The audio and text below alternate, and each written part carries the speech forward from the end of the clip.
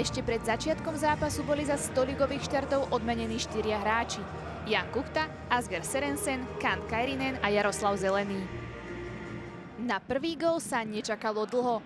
Po krásnej prihrávke Čiháka sa Dávid Ludvíček vyhol offsideovej pasci a z očí voči brankárovi Surovčíkovi sa síce na prvý raz nepresadil, ale s dorážkou už nemal žiadny problém.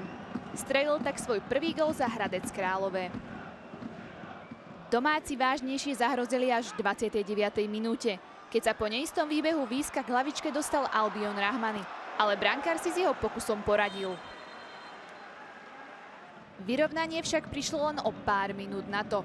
Martinec vyviezol balón, prihral Kuchtovi, ktorý sklepol Mercadovi a ten excelentne zakrútil loptu na vzdialenejšiu tyč.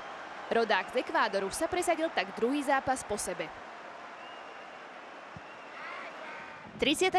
minúta priniesla krásny moment.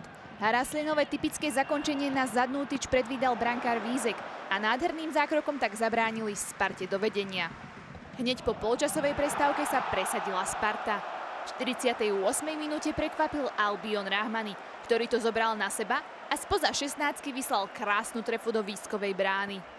V 59. minúte sa do pokutového územia dostal Albion Rahmani a prudkou strelou takmer skóroval. No proti bol však brankár v otroku. K ústrele sa ešte dostal John Mercado, ale bránku netrafil. Na konci 70. minúty sa pokúsil zakončiť Tomáš Petrášek. Využil svoju výškovú prevahu, no hlavičkou mieril len tesne nad brvno. Sparta si svoj výsledok ku koncu už postrážila a zvíťazila 2-1. V celkovej tabuľke tak skončila na 2. mieste a Hradec Králové na 4.